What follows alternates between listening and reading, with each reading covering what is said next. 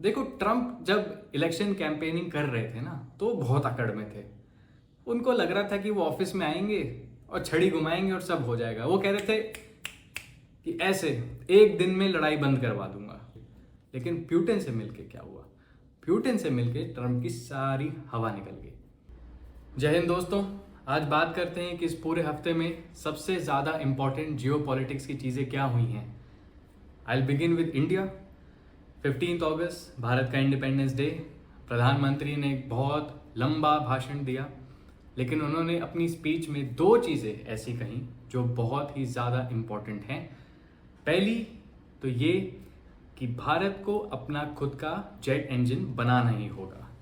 देखिए, इस पूरी दुनिया में जो सबसे ताकतवर देश माने जाते हैं वो है अमेरिका, रशिया, चाइना, इंग्लैंड और फ्रांस। ये पांचों देश यूनाइटेड नेशन सिक्योरिटी काउंसिल में भी हैं। इन पांचों के पास न्यूक्लियर बॉम्ब्स भी हैं। ये पांचों के पांच अपने खुद के हथियार बनाते हैं, अपने खुद के एयरक्राफ्ट बनाते हैं, fighter aircraft, helicopters, transport aircraft. और सिर्फ उनकी बॉडीज ही नहीं बनाते हैं, लेकिन वो आगे से लेके पीछे तक सब कुछ, यानी कि रेडार से लेके बॉडी से लेके इलेक्ट्रॉनिक्स, उससे लेके इंजन तक सब यही बनाते हैं। और इसमें सबसे ज़्यादा मुश्किल होता है बनाना फाइटर जेट का इंजन। और वो इसीलिए है क्योंकि उसमें जो मेटलर्जी है, जो साइंस एंड टेक्नोलॉजी है, वो बहुत ही एडवांस्ड है। देखिए, ये पांचों देश बहुत पहले ही फर्स्ट वर्ल्ड जो बोला जाता है उसमें आ गए थे। इन कंट्रीज ने अपने आप को मॉडर्नाइज किया और इंडस्ट्रियल रेवोल्यूशन के बाद इन लोगों ने टेक्नोलॉजी को और साइंस को बहुत जल्दी अडेप्ट किया। इसमें से जो सबसे लास्ट आई है वो है चाइना। देखिए, चाइना ने दो तरीके से ये हासिल किया है फाइटर जेट इंजन। एक, उन्होंने रशिया पे बहुत ज़्यादा डिपेंड किया। देखिए, स्टार्टिंग के कुछ सालों में चाइना के पास सिर्फ रशिया ही एक ऐसा ऑप्शन था जहाँ से वो फाइटर जेट्स खरीद सकते थे। और आपको लग रहा होगा कि ये इंडिया की भी यही कहानी है, लेकिन चाइना ने एक इसमें ऐसी चीज़ की जो इंडिया नहीं करी और ना ही कर पाई, शायद क्योंकि हम करना भी नहीं चाहते थे। चाइना ने जो रशिया के जेट इंजन हैं वो लिए और उसको रिवर्स इंजीनियर कर लिया, मतलब उसको कॉपी कर लिया, उसको पूरा तोड़ के फिर से जोड़ा। और ऐसे करने में वो सीख गए कि जेट इंजन में ऐसा क्या है जो उनसे नहीं बन पा रहा था। आज देखिए तो चाइना अपने खुद के जेट इंजन बनाता है, चाहे वो उतने एफिशिएंट और इफेक्टिव नहीं हो, लेकिन उन्हें अपने खुद के जहाज जब बनाने होते हैं किसी दूसरे देश के ऊपर रिलाय नहीं करना पड़ता, जो इंडिया को करना पड़ता है। और आप देख रहे हैं कि हमारा जो तेजस प्रोग्राम है उसमें कितनी दिक्कत आ रही है, क्योंकि अमेरिका को जब मन करता है वो इंजन का नल बंद कर देती है और भारत का जो तेजस का प्रोग्राम है वो ठप पड़ जाता है। तो ये इंजन का जो मुद्दा है ना, ये एक आप समझ लीजिए कि लेवलर है कि अगर आपको दुनिया की टॉप पावर्स में होना है तो आपके पास ऐसी साइंस, टेक्नोलॉजी एंड इंजीनियरिंग होनी चाहिए जिससे आप अपना खुद का फाइटर जेट इंजन बना सकें। ये थी पहली बात जो मोदी जी ने कही। दूसरी बात पे आते हैं। उन्होंने बोला कि भारत को एक सुदर्शन चक्र की जरूरत है। अब क्या है ये सुदर्शन चक्र? किस चीज के बारे में वो बात कर रहे हैं? देखिए, सुदर्शन चक्र एक ऑफेंसिव और डिफेंसिव पैकेज है। आप लोगों ने सबने सुना है कि इजराइल के पास एक आयरन डोम सिस्टम है। ये क्या है सिस्टम? ये एक एयर डिफेंस सिस्टम है जिसमें बहुत सारी लेयर्स होती हैं।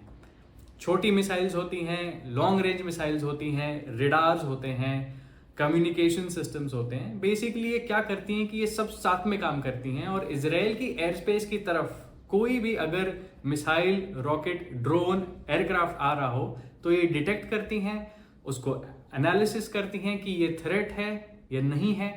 अगर है तो इसकी क्या प्रोजेक्टाइल है, क्या ट्रेजेक्टरी है, ये कितनी स्पीड से उड़ रहा है, कितनी ऊंचाई पे उड़ रहा है और ये इजराइल में आके कहाँ गिरेगा। ये पूरी कैलकुलेशन करने के बाद जो इजराइल की आयरन डोम सिस्टम है वो छोटी छोटी मिसाइल्स या इंटरसेप्टर्स जिनको बोलते हैं वो लॉन्च करती है और ये जाके जो इनकमिंग थ्रेट होता है वो उसको बर्बाद करती है। लेकिन हमने ये भी देखा है कि अभी 2 महीने पहले जब इसराइल के ऊपर ऐसा हमला ईरान ने किया तो उनका जो आयरन डोम सिस्टम था वो ओवरवेल्म हो गया था। इसका मतलब कि ईरान ने एक बार में 200 से 500 के बीच में ड्रोन्स, रॉकेट्स और लॉन्ग रेंज मिसाइल्स मारी। तो जो इसराइल का आयरन डोम सिस्टम था वो सब कुछ एक बार में पकड़ नहीं पाया।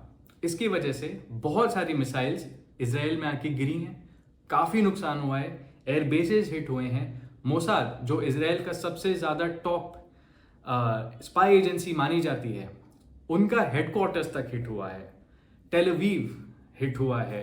इसराइल का जो सबसे इंपॉर्टेंट पोर्ट है, सी पोर्ट हाइफा, वो भी हिट हुआ है। तो लड़ाई में हमने ये देखा है कि आपको अपनी एयर स्पेस बचा के रखनी पड़ेगी। अभी हम बात करते हैं इंडिया की। देखिए ऑपरेशन सिंदूर हुआ, ठीक है, उसमें पाकिस्तान ने 400 से 500 ड्रोन्स भेजे, उन्होंने रॉकेट्स भेजे, रॉकेट्स फायर किए, उन्होंने मिसाइल्स फायर की, उनके एयरक्राफ्ट ने भी इंडिया की एयर स्पेस पेनिट्रेट करने की कोशिश की। इस बार हमारी जो एयर डिफेंस गन्स थी, जो surface to air missile systems थे, रिडार्स थे, सब ने अच्छा काम किया। लेकिन ये 2-3 दिन की बात थी। देखिए जब 1 हफ्ता, 10 दिन, 1 महीने चलती हैं जब लड़ाइयाँ, तब ये जो डिफेंस सिस्टम्स होते हैं ना, ये ओवरवेल्म हो जाते हैं। आप समझ रहे हैं मैं क्या कह रहा हूँ? ये सैचुरेट हो जाते हैं। इस पे आप बार बार 500, 600, 700, 800 ड्रोन्स आप फेंकते रहिए तो वो हर एक बार सारे थ्रेट्स को नहीं बर्बाद कर पाएगा, कुछ ना कुछ आपको आके लगेंगे ही। और इसमें जो एयर डिफेंस कैपेबिलिटीज है ना, उनका सबसे बड़ा रोल है। तो सुदर्शन चक्र में ये एक पिलर है, ये पूरी पिक्चर नहीं है। सुदर्शन चक्र लगना चाहिए भारत के शहरों के पास, हमारे स्ट्रेटेजिक एसेट्स के पास, जैसे कि ऑयल रिफाइनरीज हो गई, इलेक्ट्रिसिटी के ग्रिड्स हो गए, डैम्स हो गए। इन सब के पास हमारे एयर डिफेंस सिस्टम्स होने चाहिए, एंटी ड्रोन सिस्टम्स होने चाहिए, ड्रोन जैमिंग सिस्टम्स होने चाहिए, इंटरसेप्टर मिसाइल्स होनी चाहिए, शॉर्ट रेंज 1 से 10 किलोमीटर तक की, मीडियम रेंज 25 से 50 किलोमीटर तक की, और फिर लॉन्ग रेंज मिसाइल्स भी होनी चाहिए। तो ये एक सुदर्शन चक्र का डिफेंसिव, एरियल डिफेंसिव आप मान सकते हैं। लेकिन सुदर्शन चक्र में ऑफेंस भी होना चाहिए, जैसे कि जैसे ही आप इंटरसेप्ट करें आपका इंस्टेंट लॉन्च हो जाना चाहिए, ट्रैक करने के बाद कि कहां से ये मिसाइल आई थी, वहीं जाके आपका ऑफेंसिव वेपन जाना चाहिए। देखिए सुदर्शन चक्र भारत का ऐसा पैकेज बनने वाला है जहां हम अपने वेस्ट, अपने नॉर्थ, नॉर्थ ईस्ट और साउथ दूर तक कोई भी थ्रेट पकड़ सकते हैं। वो कहां से लॉन्च हुआ है वो हम सैटेलाइट्स के थ्रू ट्रैक कर सकते हैं, और उसके बाद उसका रिटेलिएशन कैसे करना है ताकि ये वापस ना हो, वो हम सक्सेसफुली लॉन्च कर सकते हैं। और इसके लिए ऑफेंसिव और डिफेंसिव को साथ में मिलकर काम करना पड़ेगा, और ये नेशनल लेवल का प्रोजेक्ट है। ये आप ऐसा नहीं समझिए कि ये सिर्फ आर्मी, एयरफोर्स, नेवी, बीएसएफ की रिस्पॉन्सिबिलिटी है। ये एक्चुअली हर इंडियन की रिस्पॉन्सिबिलिटी है। देखिए हम लोग शायद बॉर्डर पे नहीं लड़ सकते, लेकिन हम सोशल मीडिया पे लड़ सकते हैं। वो भी एक पार्ट है सुदर्शन चक्र का। जब तक हम दिमाग नहीं लगाएंगे तब तक हम कितने भी मुक्के मार लें, हम कितनी भी लाते मार लें, कितने भी मिसाइल्स, ब्रह्मोस सब फायर कर लें, पहले we have to beat the enemy psychologically. तो जब हमारे प्रधानमंत्री सुदर्शन चक्र की बात कर रहे हैं तो आप उसको सिर्फ एक आयरन डोम मत समझिए। It is a much bigger and a much advanced version of a war machine जो इंडिया बनाना चाहती है। ये हो गई भारत की बातें। अब बात करते हैं अंतर्राष्ट्रीय मंच पे क्या हुआ है। देखिए रशिया के प्रेसिडेंट व्लादिमीर पुतिन अलास्का गए हैं, वही अलास्का जो एक टाइम पे रशिया का पार्ट होता था, और रशिया ने उसको अमेरिका को बेचा था 1800s में। क्यों बेचा था? ये बोल के बेचा था कि भाई हम इसकी सुरक्षा नहीं कर सकते, हमारे पास इतनी मैन पावर नहीं है, हमारे पास इतने कॉस्ट नहीं है। और आज 2025 है और देखिए ट्रंप ने पुतिन को यूएसए में बुलाया और वो अलास्का में मिले। क्यों मिले? यूक्रेन की वजह से। देखिए, सबको पता है कि 2022 फरवरी में रशिया ने यूक्रेन पे अपना मिलिट्री कैंपेन चालू किया था। आज ऐसी स्थिति आ गई है कि यूक्रेन का 1/4 हिस्सा 1/4 यूक्रेन कट चुका है। वो Russian troops on ground control करते हैं। मैं ये नहीं बोल रहा कि उसके ऊपर की एयर स्पेस कंट्रोल करते हैं, मैं तो ये बोल रहा हूं कि वो जमीन पे खड़े हैं। वो जमीन पे रशियन सोल्जर्स, टैंक्स और उनके बाकी वेपन सिस्टम्स पड़े हुए हैं और वो कंट्रोल करते हैं। अब यूक्रेन के जो प्रेसिडेंट है व्लादिमीर ज़ेलेंस्की, वो चाहते हैं कि भैया रशिया वापस जाए, सारी टेरिटरी लौटाए। यूक्रेन को जैसा था पहले 2022 से पहले जैसा था वैसा करके दें, तब भैया हम लड़ाई नहीं लड़ेंगे। तब तक हमारी गलती नहीं थी, रशिया की गलती थी। अब पुतिन क्या कहते हैं कि भाई यूक्रेन नेटो में आने की कोशिश कर रहा था, यूरोप में आने की कोशिश कर रहा था, और नेटो बढ़ रहा है रशिया की तरफ, हमारे लिए खतरा है। हमारी जो सॉवरेंटी है, हमारा जो देश है, वो खतरे में जा रहा है। जब तक यूक्रेन वादे नहीं करता कि वो नेटो में नहीं आएगा, तब तक हम ये बंद नहीं करेंगे। तो इससे ट्रंप का क्या लेना देना? देखो, ट्रंप जब इलेक्शन कैंपेनिंग कर रहे थे ना, तो बहुत अकड़ में थे। उनको लग रहा था कि वो ऑफिस में आएंगे और छड़ी घुमाएंगे और सब हो जाएगा। वो कह रहे थे कि ऐसे एक दिन में लड़ाई बंद करवा दूंगा। होगी? नहीं हुई, उल्टा और बढ़ गई है। रशिया दिन पर दिन ज्यादा मिसाइल्स मार रहा है। यूक्रेन में भी थोड़ी शक्ति आ गई है, तो वो भी ड्रोन्स मारता है, वो भी मिसाइल्स मारता है। लेकिन रशिया का बहुत एविडेंट है कि उनका हाथ बहुत भारी है यूक्रेन पे। यूक्रेन में अब दम नहीं रही, और जिस दिन ये यूरोप और अमेरिका बंद कर देंगे ना नल हथियारों का, यूक्रेन गिर जाएगा, बर्बाद हो जाएगा, मतलब बचेगा नहीं वो। तो ट्रंप क्या कहता है कि मैं बड़ा आदमी हूं, मैं यूक्रेन की भी सुनूंगा, मैं रशिया की भी सुनूंगा।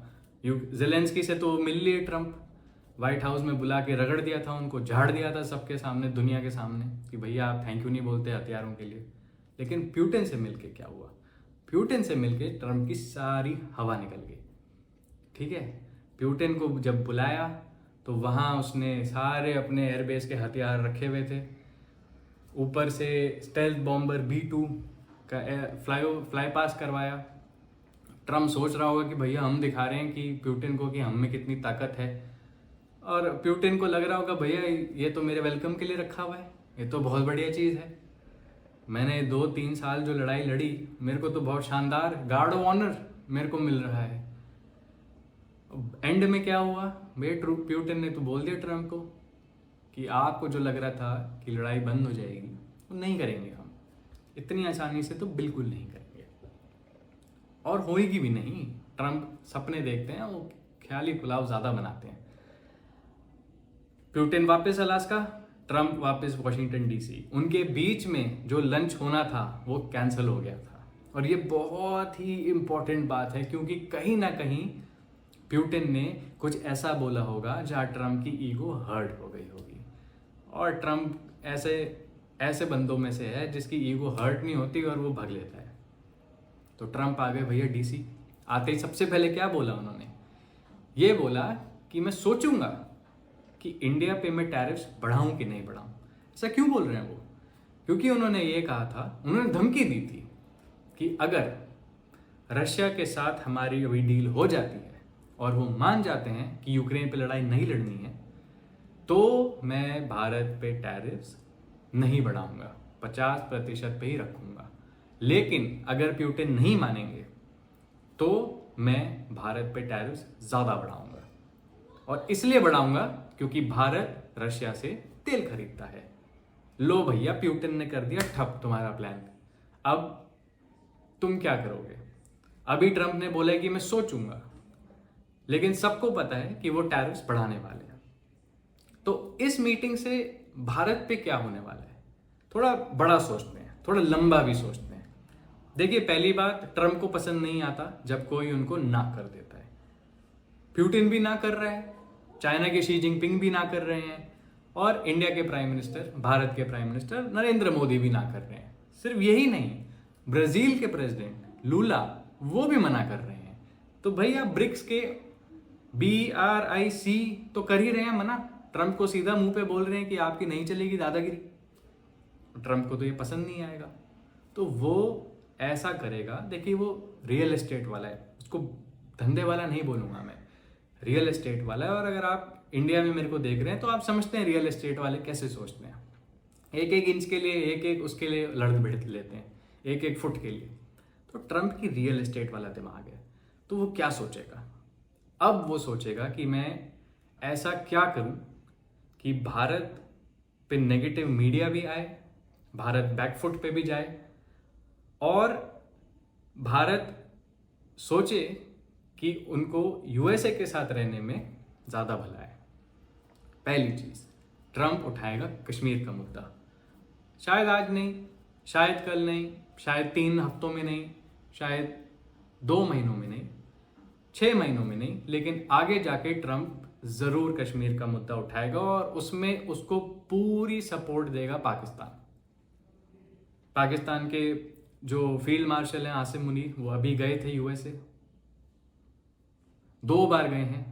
मई 10 के बाद से, जब ऑपरेशन सिंदूर का सीज फायर दोनों साइड्स ने अग्री किया था पाकिस्तान के फ़ोन कॉल के बाद, तब से आसिम मुनीर 2 बार जा चुके हैं पाकिस्तान। तो वो वहाँ हवा उनको लगा रहे हैं, और ट्रंप ऐसी बातों में आ जाता है, और वो आ भी जाएगा, और वो उठाएगा सबसे पहले कश्मीर का मुद्दा। सेकंड, वीज़ाज का मुद्दा, H1B वीज़ाज। देखिए H1B वीज़ाज ने इंडियंस को बहुत एम्प्लॉयमेंट दिलाई है यूएसए में।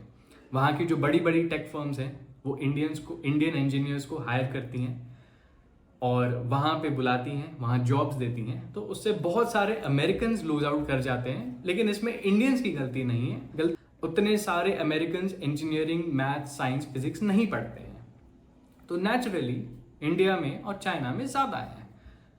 H1B वीज़ा की वजह से इंडियंस और चाइनीज़ को ज़्यादा एम्प्लॉयमेंट मिलती है, तो वो यूएसए चले जाते हैं।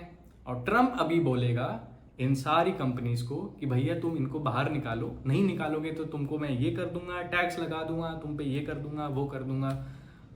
तो देखिए H1B वीज़ाज तो कम हो जाएंगे, और मेरे हिसाब से जो यूएसए में इंडियंस हैं बहुत सारों की जॉब्स भी चली जाएंगी, और जो इंडियंस इंडिया में हैं और यूएसए की कंपनीज के लिए काम कर रहे हैं बहुत सारे, उनकी भी जॉब जाने वाली हैं। ये शायद अभी इमीडिएटली नहीं दिखेगा, लेकिन 1 साल में अगर रिलेशंस नहीं सुधरे तो ये पक्का होने वाला है। ट्रंप ऐसे नहीं छोड़ने वाला, वो हमेशा दिखाना चाहता है कि मैं बड़ा आदमी हूँ, और वो ऐसे करके छोटे छोटे चीज़ें ढूंढता रहेगा जिसमें इंडियन और इंडियंस पे स्ट्रेस पड़ता रहे और लोड पड़ता रहे, और वो चाहेगा कि कुछ ना कुछ करके मैं ऐसा माहौल क्रिएट कर दूं कि जो भारत की सरकार है वो कॉम्प्रोमाइज़ करने के लिए आ जाए। तो ट्रंप अभी ऐसा सोच रहा है। अभी इसमें भारत के पास क्या ऑप्शंस हैं? देखिए, सबसे पहले आपको अपनी कैपेबिलिटीज इंक्रीज करनी है, इम्प्रूव करनी है, अंदर के सिस्टम्स सुधारने हैं। और ये कैसे कर सकते हैं आप? सबसे पहले टेक। देखिए, लाखों इंडियंस यूएसए में है और टेक में काम कर रहे हैं, लेकिन हम अपना खुद का टेक बना ही नहीं पाते। हमारे खुद के ऐप्स नहीं हैं, हमारे खुद के डोमेन्स नहीं हैं, सॉफ्टवेयर्स नहीं हैं। हम अभी भी माइक्रोसॉफ्ट और एप्पल पे रिलाई करते हैं। अब तक इंडिया का सॉफ्टवेयर आ जाना चाहिए था, और हम बना सकते हैं। बहुत कंपनीज हैं, छोटी छोटी कंपनीज हैं, मैं उनके नाम नहीं लेना चाहूँगा, लेकिन इंडिया में कंपनीज हैं जो ऐसा कर रही हैं। उसको बड़े स्केल पे करना है। देखिए, टेक हमको बहुत आगे ले जा सकता है, हमारे पूरे देश की आर्थिक व्यवस्था तक सुधार सकता है अगर हम सब कुछ खुद बनाएं, घर पे बनाएं। दूसरा, सेमीकंडक्टर चिप्स और एआई। देखिए, एआई की जो रेस है ना, ये फाइटर जेट इंजन रेस की तरह है। विश्व में सबसे जो बड़े देश हैं उनके पास फाइटर जेट इंजन है, उसमें से भी जो बड़े देश हैं उनके पास अपना एआई है। कौन है वो? अमेरिका और चाइना। इंडिया क्यों नहीं है?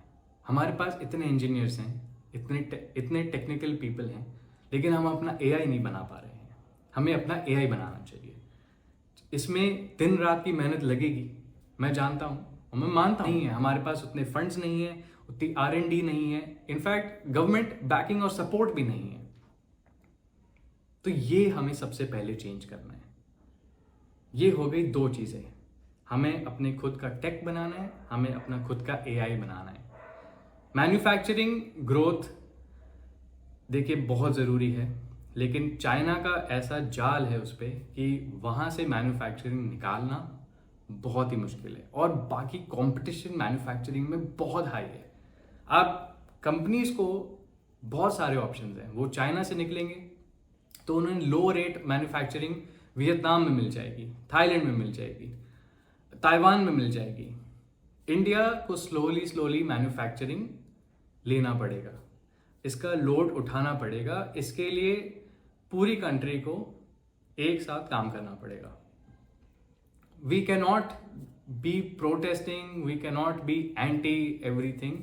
वी हैव टू रियलाइज कि we have to create jobs at home, because we are going to see mass layoffs not just in India, in the world। बहुतों की नौकरियां जाएंगी। AI इतना बड़ा रेवोल्यूशन इतनी तेज ले आएगा, आप बिलीव नहीं करोगे। मैं AI इतना स्टडी करता हूँ, इतना यूज करता हूँ, ये हर हफ्ते 1 साल कूदता है, हर हफ्ते इतना आगे कूदता है AI, हर हफ्ते 1 साल कूदता है AI। हम बहुत पीछे रह जाएंगे।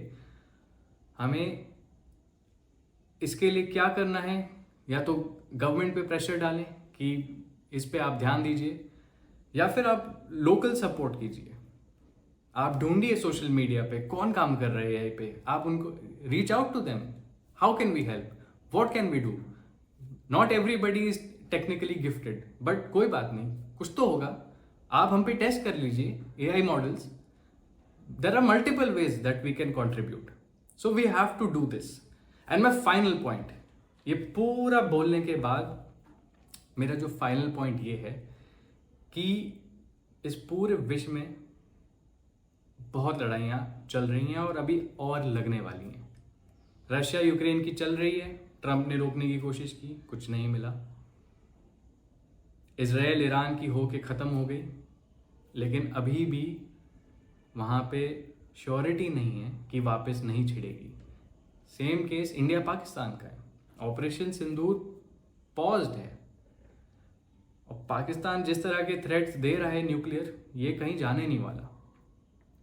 तो जो सबसे इम्पॉर्टेंट चीज़ अभी इंडिया को करना है वो है अपना मिलिट्री इंडस्ट्रियल कॉम्प्लेक्स बनाना, और बहुत बड़े स्केल पे बनाना।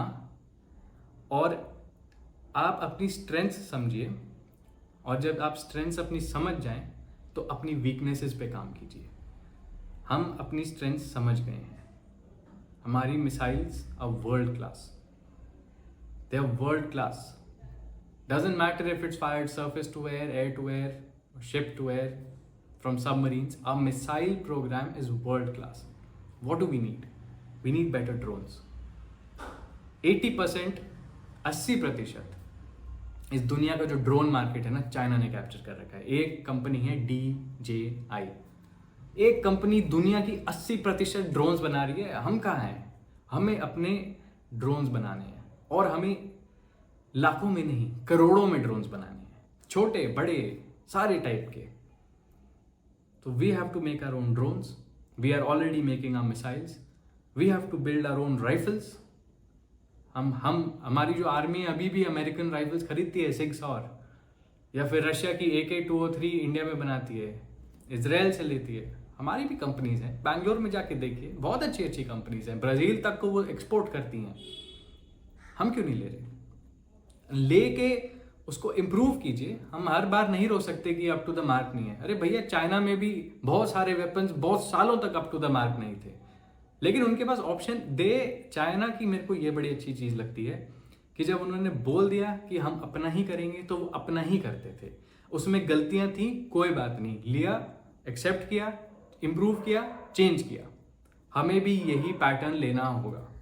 If we are not doing these things, we are going to face multiple types of threats, and we are going to face multiple types of problems. One, I already told you, employment जाएगी और बहुत सारी job जाएंगी। Second, we are going to be left behind in the tech and AI race. Tech और AI हमारा नहीं रहेगा। देखिए, आजकल की दुनिया में टेक्नोलॉजी और एआई सब कुछ है, हमारे पास उसके ऊपर कंट्रोल नहीं है, तो ये समझ लीजिए उसका कंट्रोल आप पे है, वो आपको कंट्रोल करेगा। तो हमको ये चाहिए। एंड थर्ड, हमें अपनी डिफेंस कैपेबिलिटीज़ को कम से कम 200 to 300 टाइम्स ग्रो करनी है। We have to increase our defence budget and we have to do more R&D. And more companies need to start working for building weapons and not just offensive but defensive weapons in the country. That's it for this week. Jai Hind everybody.